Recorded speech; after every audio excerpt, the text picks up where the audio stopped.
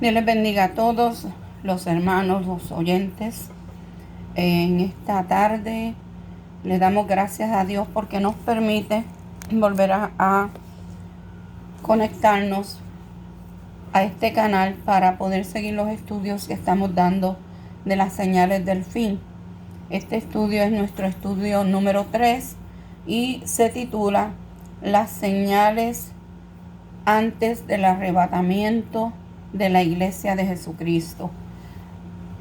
Nosotros vamos a seguir la misma secuencia que llevábamos en la última enseñanza, donde estábamos hablando de que Jesucristo había prometido volver por su iglesia. Y en Hechos capítulo 1, versos 10 al 11, dice la palabra que mientras el Señor ascendía al cielo, estando ellos con los ojos puestos en el cielo, entre tanto que él se iba, he aquí se pusieron junto a ellos dos varones con vestiduras blancas, los cuales también les dijeron: varones Galileos, ¿por qué estáis mirando al cielo? Este mismo Jesús que ha sido tomado de vosotros al cielo, así vendrá como le habéis visto ir. Sabemos que la promesa es que el Señor va a regresar por todos nosotros. En Mateo capítulo 24, verso 3, los discípulos le habían preguntado al Señor, cuando él estaba sentado en el monte de los olivos, los discípulos se le acercaron aparte diciendo: dinos, ¿cuándo serán estas cosas y qué señal habrá de tu venida y del fin del siglo? Basados en esta pregunta y en el punto número 2 del cual yo estaba hablando anteriormente, hoy vamos a hablar precisamente de esas señales. La pregunta decía: ¿qué señal habrá de tu venida? O sea, ¿cómo sabremos nosotros que tú vas a volver? Cuando hablamos de señales, estamos hablando de una prueba de algo que se promete, de algo que se prometió cumplir. Una prueba. Tú me prometiste algo, dame una prueba de eso. Y también hablamos de una señal que corrobora un hecho portentoso y un evento sobrenatural que va a ocurrir. Aquí la pregunta de los discípulos era: ¿qué señal habrá de tu venida? Entonces el Señor comienza a contestarle a sus discípulos. Desde los versos 4 al 14 comienza a darle las diferentes señales. Le habla de las señales y del curso histórico de los últimos días. Estas señales sabemos que se van a intensificar a medida que se acerque el tiempo del fin o el tiempo del arrebatamiento de la iglesia. Primero que todo, nosotros vemos que en el verso 5 el Señor le dice a los discípulos: mirad que nadie os engañe. ¿Por qué esto es importante? Porque el engaño no es de Dios. Cuando hablamos de engaño, hablamos que es hacer creer algo que no es verdad. Eso es engaño, hacer creer algo que no es verdad. Y el engaño es una de las características o cualidades que tiene el diablo.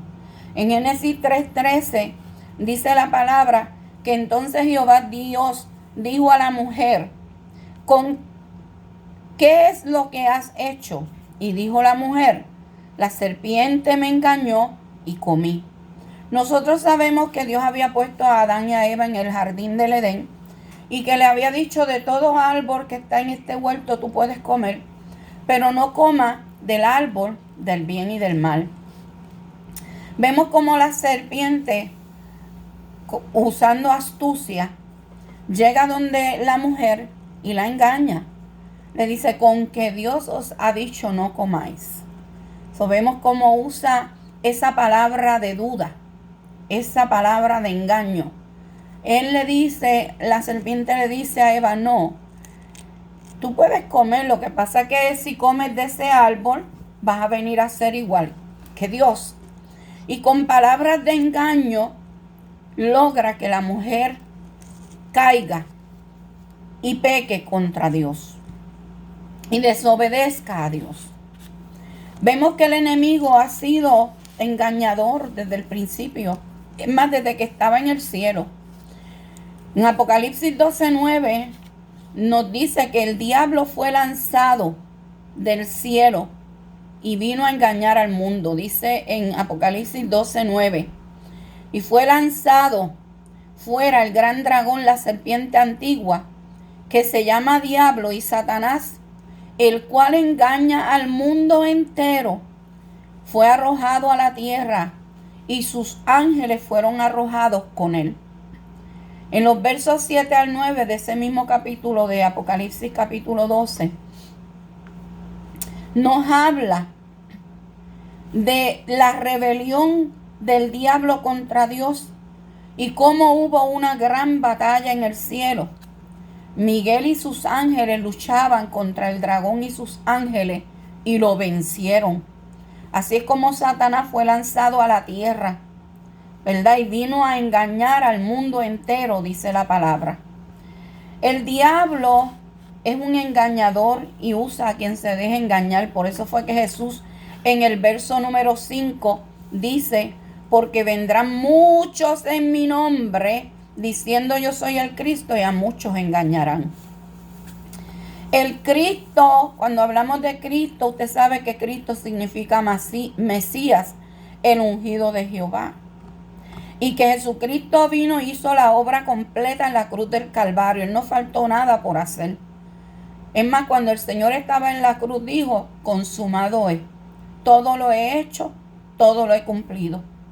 Pero sabemos que para los tiempos del fin va a haber un desenfreno religioso. Y se van a levantar muchos. El diablo va a usar a muchos que se van a levantar diciendo que han venido a terminar el trabajo de Jesucristo porque lo dejó incompleto. Es el primer engaño del diablo. Jesucristo no dejó ningún trabajo incompleto. Él cumplió y dijo consumado es. Y esta gente traerá falsas enseñanzas para engañar a los hombres. Por eso es que nosotros tenemos que estar conscientes de que en todo el mundo se va a desatar un engaño espiritual, doctrina de demonios, se va a desatar en los postreros días. Dice que muchos de esos hombres, también mujeres, porque entre ellos hay hombres y mujeres, han asegurado que ellos son la reencarnación de Jesús. Y nosotros sabemos que Jesús no reencarnó. Nosotros no creemos en la reencarnación. Jesucristo vino por obra y gracia del Espíritu Santo, que se posó en María y ella quedó embarazada. Y él nació como hombre, como nace cualquier niño, el Hijo de Dios. La primera mujer que tenemos que yo les quiero mencionar fue una mujer que se llamaba Juanita García, del pueblo de Arrecibo, en Puerto Rico. Y esta mujer era católica, que estaba enferma. Ella le pidió a Dios que la sanara, se convirtió al pentecostalismo. Y no sabemos por qué razón, luego de estar en una iglesia pentecostal, la iglesia pentecostal la expulsa de ella. Cuando es expulsada de esa iglesia, comienza a predicar por diferentes lugares y se fue engrandeciendo y empezó a tener seguidores. Y dice que en un momento dado, Dios se le revela y le dijo que su nombre se le iba a cambiar a Mita. Y de allí en adelante, y que él, el que la oyera a ella, iba a oír a Dios. Y el que se uniera a ella, se iba a unir a Dios. Y con ese engaño esta mujer logró tener un gran número de personas que la seguían. Esto ocurrió en el año 1940 en la isla de Puerto Rico. Luego esta mujer muere en el año 1970 y la sucede un hombre llamado Aarón. Dicen que a ella la pusieron a velar 3 días y como no resucitó, entonces Aarón dijo que él era Mita en Aarón, porque Mita le había dicho que cuidara de sus hijos. Vemos que esta iglesia se ha levantado como un gran imperio en San Juan, Puerto Rico, y dicen que ya él tiene un sucesor y el sucesor de él es una mujer que se llama Rosinín Rodríguez. Nosotros tenemos que tener mucho cuidado con los engaños del enemigo, porque el enemigo vino a matar, robar, destruir y engañar. En el año 2006 hubo un hombre que se llamó Álvaro Inri Cristo Tais. Se instaló en la capital de Brasil, en Brasilia, y dijo que en Brasilia era la nueva Jerusalén. Y en un ayuno que este hombre hizo, dijo que Dios se le reveló y Dios le dijo que él era su hijísimo. Es por esto que este hombre se rebautiza y toma el nombre de Inri Cristo, otro engañador más. Dice que hace años que hubo unos científicos que hicieron un estudio y descubrieron que Jesucristo era negro. Por eso que hubo un hombre africano que se llamó Bupete Chivae Chichindre. Este hombre se envolvió en una túnica y dijo ser Jesús resucitado. Nosotros estuvimos haciendo un trabajo personal hace poco y encontramos con un hombre que nos salió al encuentro y nos hablaba y decía que Cristo era negro, que nosotros habíamos sido engañados, que todos nosotros éramos judíos. Y yo me preguntaba de dónde salía esta enseñanza. Pues esta enseñanza sale de aquí, de este estudio que esos científicos condujeron, y según ellos Cristo es negro. Otro hombre que se llamó Alan J. Miller es un hombre que dice que él es el Jesucristo australiano, el líder de la sexta verdad divina de Kingaroy, Australia. Este hombre, convencido de ser Jesús de Nazaret, se cree capaz de resucitar a la gente. Y dice que él fue al mundo de los espíritus, y ahí, mientras tuvo esa experiencia de ir al mundo de los espíritus, conoció a Platón y a Sócrates y a varios papas muertos. Y muchos de sus feligreses, ¿verdad?, dejan todo, inclusive aportan dinero para seguir tras de este hombre, para seguirle a él. Otro hombre fue Jonás, Dios del Perú. Es un peruano llamado Ezequiel Ataucusi Gamonal. Ezequiel Ataucusi Gamonal. Este hombre fue el fundador de la Iglesia Israelita del Nuevo Pacto Universal. Y él decía ser un enviado de Dios, porque todos dicen que son enviados. Y que fue un enviado de Dios para transformar al mundo. Dice que cuando este hombre murió, sus numerosos feligreses fieles depositaron su cuerpo en una urna y se sentaron a esperar que este hombre resucitara, pero como no resucitó, lo enterraron.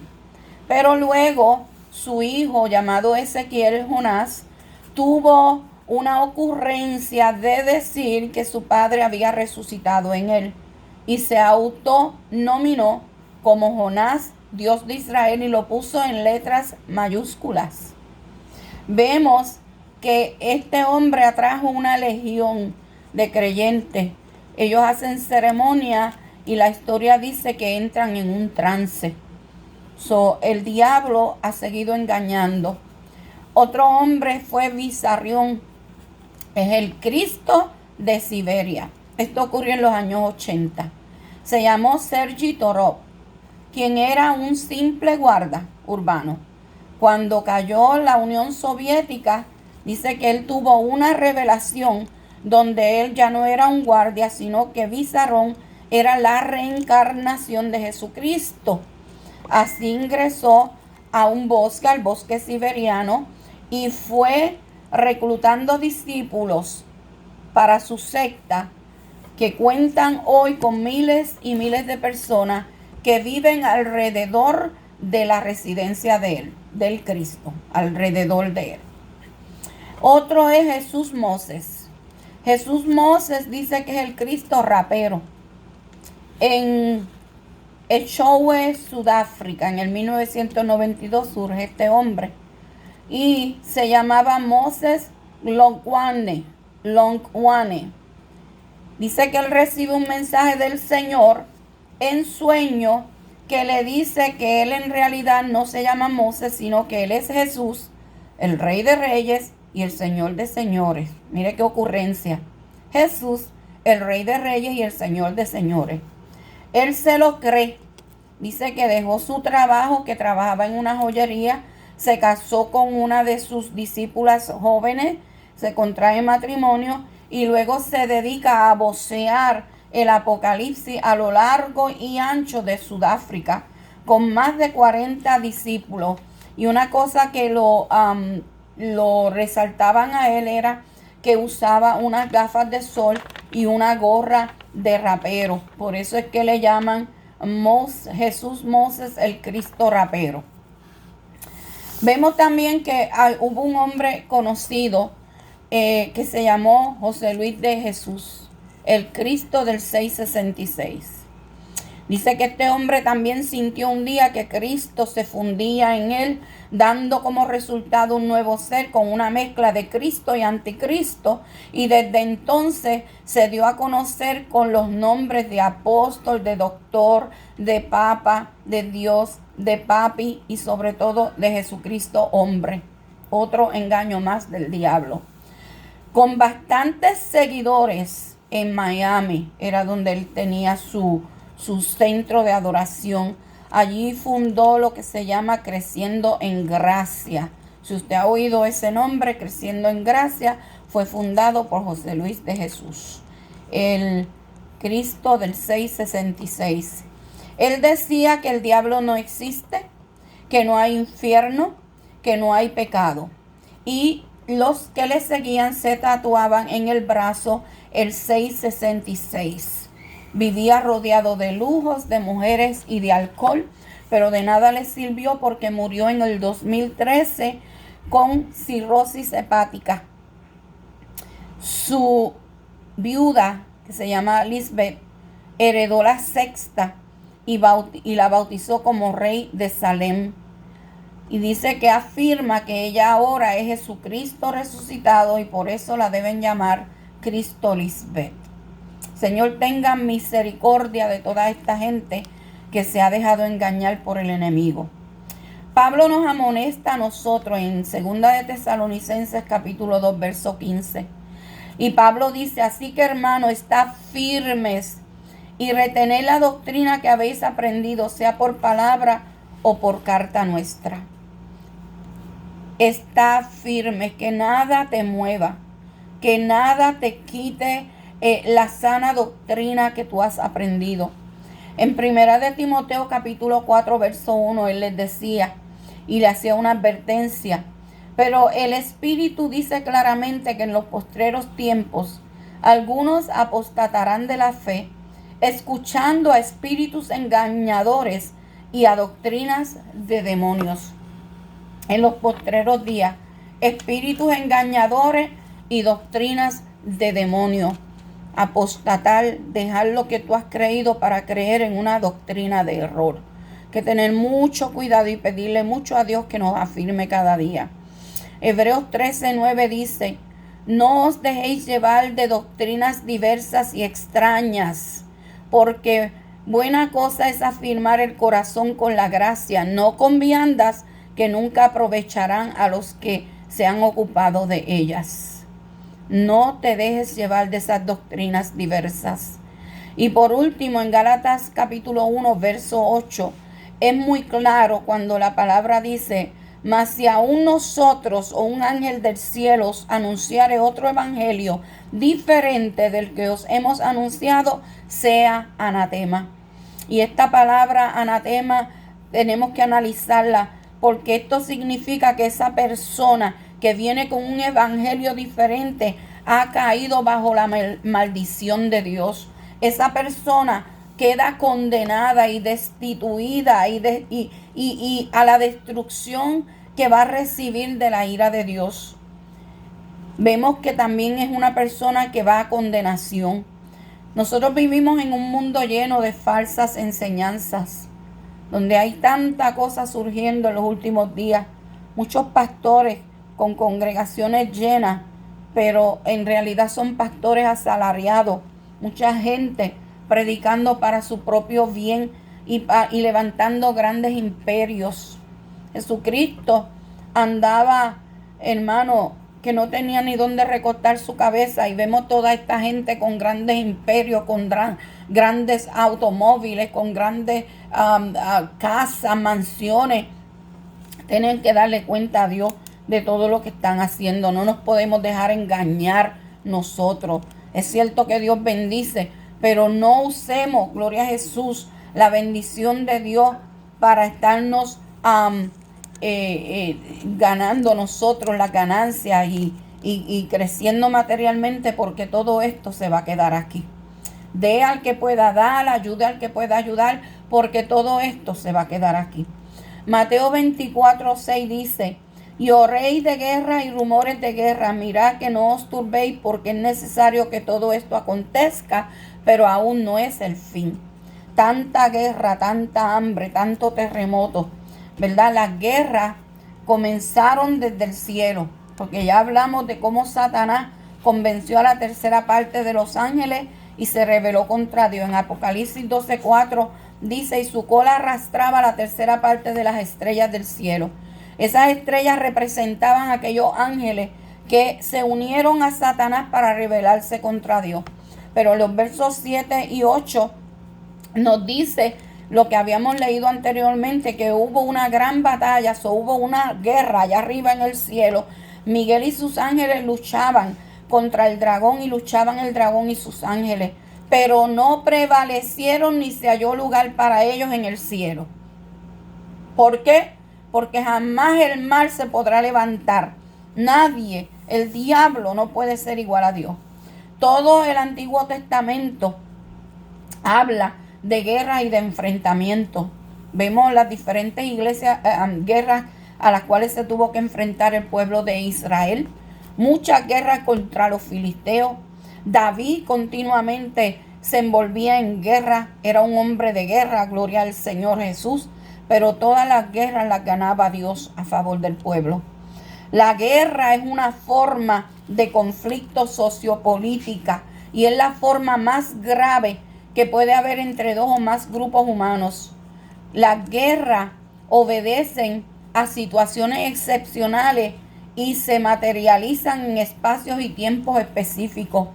En la antigüedad, la guerra era una expresión de sometimiento de un pueblo a otro. Hay guerra por causas económicas, por causas políticas, ideológicas y de índole religioso.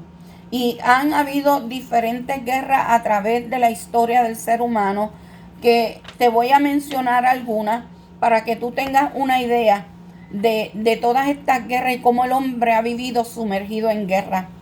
La primera guerra que te voy a mencionar es la Primera Guerra Mundial, que ocurrió en el 1914. Oh, mi alma alaba a Dios santo.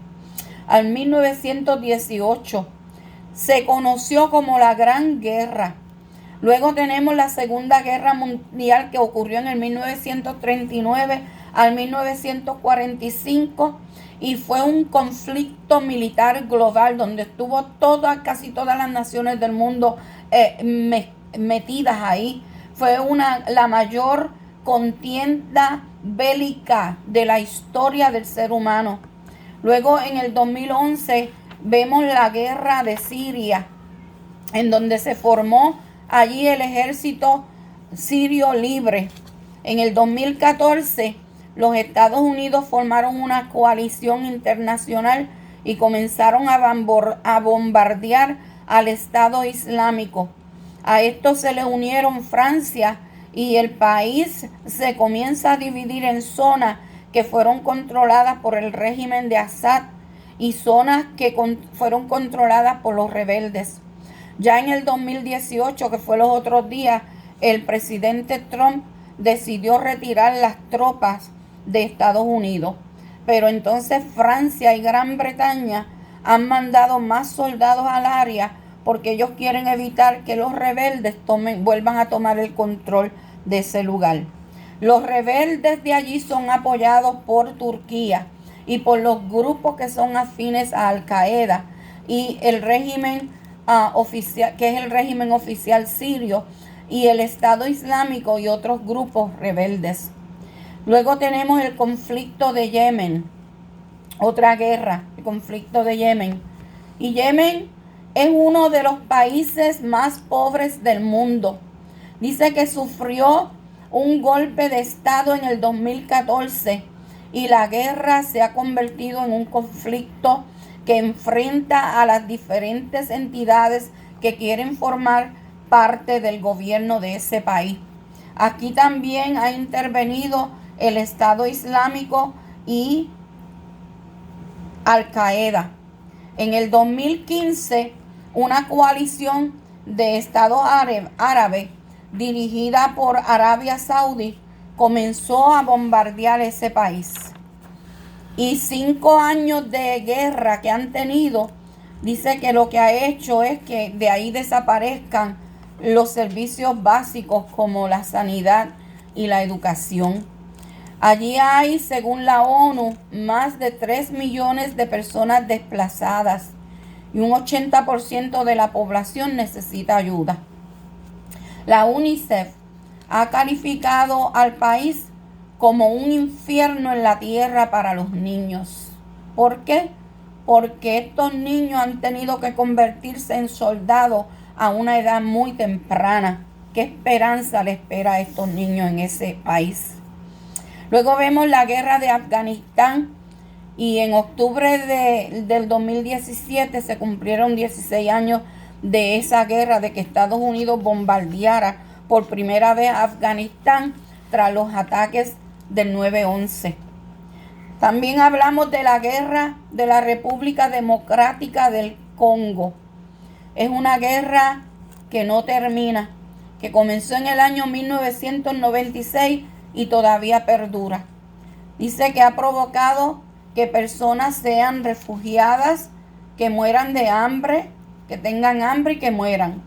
Esa guerra arrasó con los campos de los cultivos, haciendo que los precios aumentaran y miles de personas han tenido que dejar sus casas. Han sido afectados por condiciones médicas como el ébola, la cólera, el sarampión. En julio del 2019 la OMS la calificó como una emergencia internacional porque hubo nuevos brotes de ébola y un brote de sarampión con más de 115,000 afectados. Las guerras han seguido interminables con consecuencias muy graves para la humanidad. El Señor Jesucristo dijo en Mateo 24:6, mirad que no os turbéis, porque es necesario que todo esto acontezca, pero aún no es el fin. Veamos lo que veamos, puestos los ojos en Jesús, el autor y consumador de todo.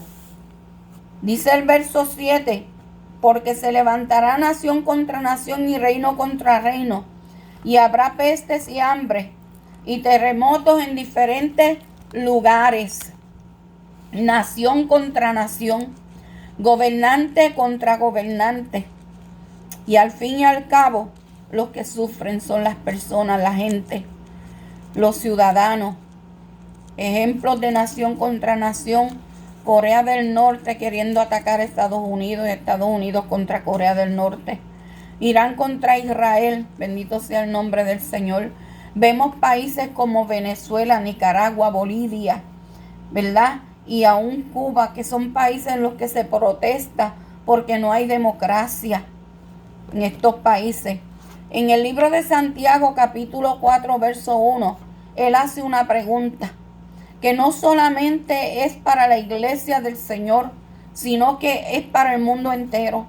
Y él dice así: ¿de dónde vienen las guerras y los pleitos entre vosotros? ¿No es de vuestras pasiones las cuales combaten en vuestros miembros? ¿De dónde vienen las guerras? Mire, la mayor fuente de desavenencias que hay, conflictos, no solamente en la iglesia, sino en el mundo entero, vienen porque los gobernantes quieren tener poder, quieren tener reconocimiento, quieren tener honra por el deseo del placer, del dinero y por ser superiores a los demás. Cuando esto ocurre, se levantan conflictos por el egoísmo que hay en el ser humano. Vemos que en Mateo 24:7 Jesús también dijo que habrían pestes. Cuando hablamos de peste, hablamos de enfermedades infectocontagiosas que afectan tanto a animales como a hombres. Y dice que una de las causas de estas pestes son bacterias. Una bacteria como la Yersinia pestis. Y esta es una de las enfermedades bacterianas más agresivas que puede provocar la muerte. También cuando hablamos de peste, puede ser enfermedades que aunque no sean contagiosas, pueden causar muchas muertes, como el HIV, como el cáncer, otras condiciones, la diabetes. Vemos que hay ejemplos de estas pestes a través de la historia. Hablamos de la peste porcina o de la gripe porcina, que fue una enfermedad infecciosa causada por unos virus que pertenecen a la familia Orthomyxoviridae. Esa es la peste porcina. También tenemos la peste negra. La peste negra ocurrió en el siglo XIV. Hubo una grande pandemia destructora en la historia, en Europa. En esta pandemia, o que se llamaba peste negra, murieron unos 25 millones de personas. Se cree que su brote fue causado por una variante de la bacteria Yersinia pestis. Y también a esta peste negra se le conoció con la palabra peste. Se cree que la pandemia comenzó en Asia y llegó a Europa a través de las rutas comerciales, a través de los marineros. 1 de cada 10 habitantes de ese lugar perdieron la vida. Como consecuencia social y habiendo tanta muerte, comenzaron a acusar a los judíos como que eran los causantes de esta epidemia por medio de la intoxicación y el envenenamiento de pozos, y por consiguiente en muchos lugares de Europa hicieron extinción local de muchas comunidades judías. Los judíos fueron muy perseguidos. En aquel tiempo la ciencia no estaba preparada ni para tratar la enfermedad ni para investigar la enfermedad, no como hoy día que surge una pandemia y usted ve que abren las farmacias, abren los centros de investigación y comienzan rápido a buscarle una solución al problema. En el 2009 al 2010 hubo una pandemia de gripe A conocida como el H1N1. Y de esto yo me acuerdo bien porque para ese tiempo yo era enfermera en la escuela intermedia en Union City. Y se hubo que vacunar muchísimos niños en grupo, en cantidades masivas. A esta se le conoce también como una forma de gripe porcina. Su causa fue una nueva cepa de virus de gripe A H1N1 que contenía un material genético combinado de una cepa de virus de gripe humana y una cepa de gripe acuaria y dos cepas separadas del virus de la gripe porcina. Era una combinación. Su origen se considera desconocido. No se sabe. Luego tenemos la gripe española, que aunque no está en un orden específico, la gripe española fue una pandemia muy grande que ocurrió entre marzo del 1918 a febrero del 1919. Afectó a millones de seres humanos. Se cree que surgió en China y en Japón y fue tan letal que se cree que murieron entre unos 25 a 50 a más millones de personas en el mundo. La pandemia de la gripe española se dividió se produjo en 3 oleadas diferentes. La primera fue en la primavera del 1918, la segunda en otoño de ese mismo año 1918 y la tercera ocurrió entre febrero y mayo del 1919. Por eso fue que murieron tantas personas. En el año 1720 hubo la última pandemia de peste bubónica. Se le llamó la Gran Peste de Marsella. Ahí murieron como 100,000 personas y se supone que se transmite por moscas infectadas con la bacteria. En el 1820 hubo otra pandemia de cólera que tuvo lugar en Asia, Tailandia, Indonesia y Filipinas. Ahí murieron más de 100,000 personas y comenzó porque la gente tomó agua de lagos contaminados con la bacteria de la cólera, ¿verdad? De la cólera. Vemos que ahora en el 2020, en el que estamos nosotros viviendo, y esto pues no es ajeno para nadie, porque ha acaparrado el mundo entero, está el coronavirus, que es una pandemia que, como todos sabemos, comenzó en China y ya se ha propagado por todo el mundo entero. Bíblicamente podemos mencionar que la Biblia habla de algunas enfermedades, como por ejemplo en Éxodo 9:9, y vendrá a ser polvo sobre toda la tierra de Egipto y producirá sarpullido con úlceras en los hombres y en las bestias y todo el país de Egipto. Hablando de las plagas de Israel, iba a haber en una de esas plagas, se iba a producir sarpullido con úlceras en los hombres. En Job capítulo 2 verso 7 dice: entonces salió Satanás de la presencia de Jehová e hirió a Job con una sarna desde la planta del pie hasta la coronilla de la cabeza. Vemos como Job estaba tan desesperado que se tenía que rasgar con un tiesto. En Lucas 16:20 nos habla de Lázaro y nos dice la palabra que Lázaro estaba lleno de llagas. En Deuteronomio 28:22 Jehová dice: Jehová te herirá con tisis, con fiebre y con inflamación y con ardor extremo. Tisis, fiebre e inflamación y ardor extremo. Imagínese usted. La fiebre siempre ha sido. La Biblia dice que también cuando Jesús llegó a Capernaum se encontró que la suegra de Pedro tenía fiebre, pero él la sanó. El Señor sana. Bendito sea el nombre de Jesús.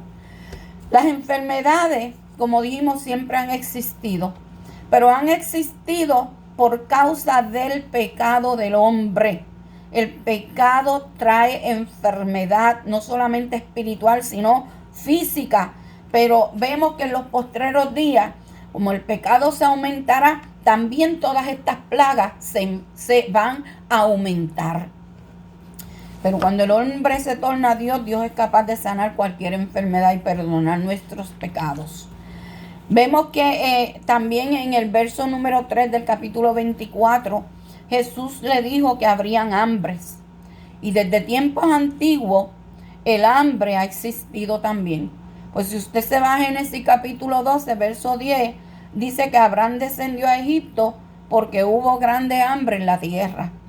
En Génesis 41, del verso 53 al 57, hubieron 7 años de hambre, pero Dios había provisto a través de José, porque José, cuando estaba allá en Egipto y pudo descifrar aquel sueño, el Señor le dio sabiduría, le dijo que iban a haber 7 años de abundancia, pero que serían seguidos de 7 años de hambre.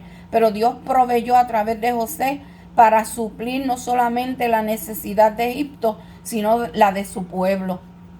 En Ruth capítulo 1, verso 1, dice que en el tiempo de los jueces estuvo este hombre, esposo de Noemí, y él tuvo que coger a Noemí a sus hijos y irse con ella a la tierra de Moab, porque en Belén había mucha hambre. Y podemos seguir mencionando muchos más casos en la Biblia, ¿verdad? Pero no nos daría el tiempo. Ahora, ¿qué es lo que causa el hambre? Las guerras, las sequías, las inundaciones, el granizo, los tornados, las plagas de insectos. Ahora mismo creo que por África estaban teniendo una grande plaga de langostas y eso se come todo lo que encuentra. Los huracanes, cuando el huracán viene que arrasa con todo, tumba los árboles, ¿verdad? Y vemos que una de las cosas que sucedieron en la Segunda Guerra Mundial, que fue que en Holanda murieron como 10,000 personas por el hambre que hubo después de eso. Las grandes hambres que hubo también en los campos de los nazis, dice que sobrepasa a la imaginación humana. Usted se podrá imaginar gente sometida a hambre, gente sometida a necesidad. Y ha habido muchas hambres en diferentes lugares. En el 1845 dice que en Irlanda fue tan grande el hambre que perdió 1 millón de habitantes por hambre y por enfermedades. En el siglo XIX, la India tuvo 25 brotes de hambrunas, 25 diferentes ocasiones, y murieron de 30 a 40 millones de hombres.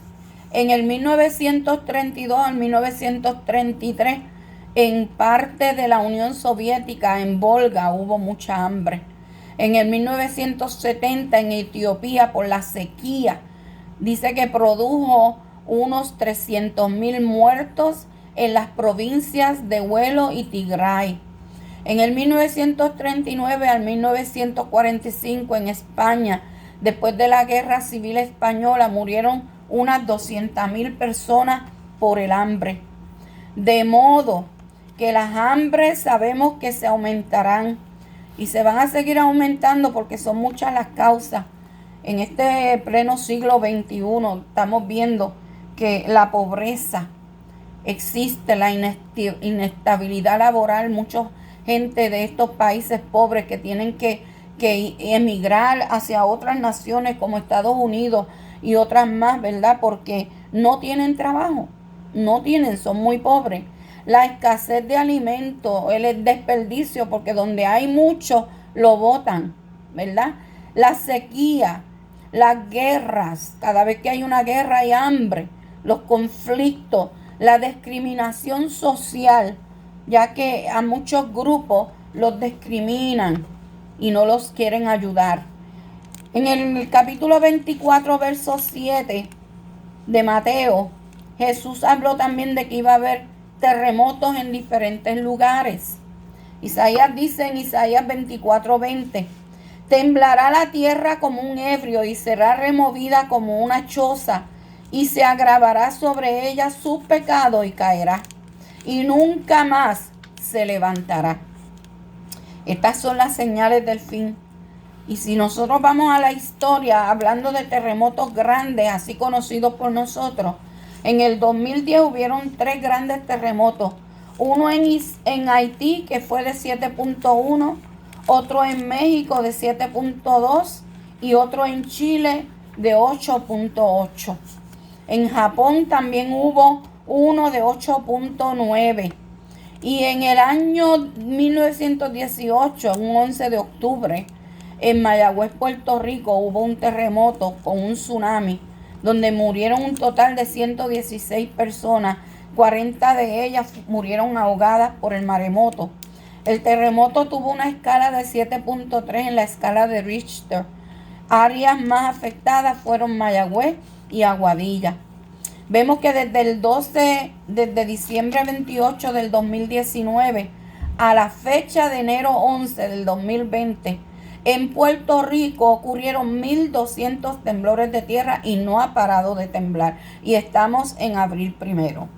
Desde marzo 26 a abril 1 del 2020, escuche bien esto, se han registrado 100 temblores de tierra en diferentes partes del mundo en una semana.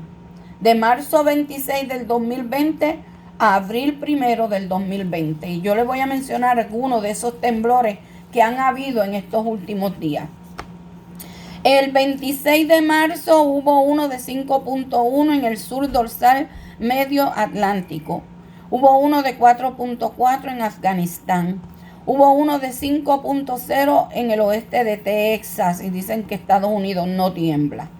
Hubo uno de 4.6 el 27 de marzo cerca de la costa central de Chile y otro de 4.1 en la isla Bonin, Japón. Hubo uno de 5.3 al sur de Irán y uno de 4.3 en Guatemala. El 28 de marzo hubo uno de 4.3 en Pakistán, uno de 5.0 en Nueva Irlanda, uno de 4.9 al norte de Colombia y uno de 5.8 en Sulawesi, Indonesia. El 28 de marzo hubo uno de 4.2 en El Salvador, uno de 5.0 en la región de las islas de Tonga y uno de 4.6 cerca de las costas de Guatemala. El 30 de marzo hubo uno de 4.5 cerca de la costa de Ecuador, uno de 4.7, aleluya, cerca de la costa de Nicaragua. El 31 de marzo hubo uno de 6.78 al oeste de Idaho. El 1 de abril, mira a ver si les suena, 1 de abril, hoy, hubo uno de 4.6 al oeste de Idaho, uno de 5.2 cerca de la costa del sur de Chile, uno de 4.2 en Oaxaca, México, 4.11 al oeste de Idaho. Estos terremotos han sucedido en esta última semana. Más de 100 temblores. Cristo viene pronto. Miremos al cielo, hermano. Pero en el verso 8 de Mateo 24, Jesús dijo que todo esto será principio de dolores. No es que vamos a pasar por la gran tribulación, porque nosotros no vamos a pasar por la gran tribulación, porque Dios prometió que nos iba a librar. En Primera de Tesalonicenses, capítulo 1, verso 10, dice: y esperar de los cielos a su Hijo, al cual resucitó de los muertos, a Jesús, quien nos libra de la ira venidera. Tenemos que esperar de los cielos a su Hijo. Él dijo que volvería, Él va a volver. Al cual resucitó de los muertos, a Jesús, quien nos libra de la ira venidera. Primera de Tesalonicenses 5:9. Porque no nos ha puesto Dios para ira, no te ha puesto para ira, sino para alcanzar salvación por medio de nuestro Señor Jesucristo. Él dijo que Él se iba y prepararía un lugar, y si se fuere volverá otra vez para llevarnos con Él. En Romanos 5:9 dice: pues mucho más estando ya justificados en su sangre, por Él seremos salvos de la ira. Hemos sido justificados. Y si tú has sido justificado, ya tú no vas a ser condenado. Ya tú no vas a pasar por la ira de Dios. Sírvele a Dios con integridad. Sigue pendiente porque el Señor está a la puerta. Él viene pronto. No tema, no desmaye. Sigue esperando. Bendito sea el Señor.